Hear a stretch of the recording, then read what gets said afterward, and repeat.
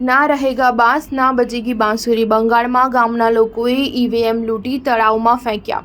બોમ્બમારો કર્યો। 8 રાજ્યોમાં 9 વાગ્યા સુધીમાં 11.31% મતદાન। લોકસભા ચૂંટણી 2024ના 7મા અને અંતિમ તબક્કામાં 7 રાજ્યો અને 1 કેન્દ્રશાસિત પ્રદેશની 57 બેઠકો પર શનિવારથી મતદાન ચાલુ છે।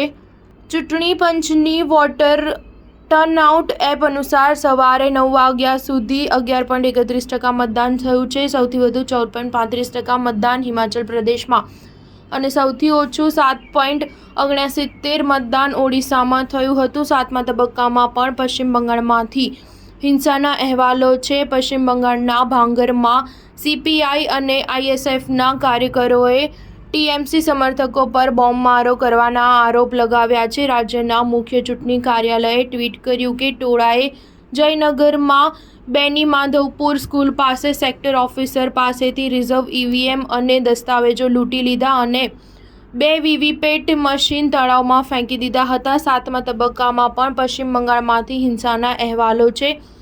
પશ્ચિમ બંગાળના ભાંગરામાં સીપીઆઈ અને આઈએસએફના કાર્યકરોએ ટીએમસી સમર્થકો પર બોમ્બમારો કરવાના આરોપ લગાવ્યા છે। રાજ્યના મુખ્ય ચૂંટણી કાર્યાલયે ટ્વીટ કર્યું કે ટોળાએ જયનગરમાં બેની માધવપુર સ્કૂલ પાસે સેક્ટર ઓફિસર પાસેથી રિઝર્વ ઈવીએમ અને દસ્તાવેજો લૂંટી લીધા અને 2 વીવીપેટ મશીન તળાવમાં ફેંકી દીધા હતા। પશ્ચિમ બંગાળના દક્ષિણ 24 પરગણાના કુલતાઈમાં બૂથ નંબર 4041 પર ટોળા દ્વારા ઈવીએમ અને વીવીપેટ મશીનોને કથિત રીતે પાણીમાં ફેંકવામાં આવ્યા હતા। સ્થાનિક લોકો પાસેથી પ્રાપ્ત માહિતી અનુસાર ટીએમસી સમર્થકો દ્વારા મતદારોને ધમકી આપવામાં આવી છે। સ્ટાર ન્યૂઝ 7 હંમેશા સચ્ચાઈની સાથે।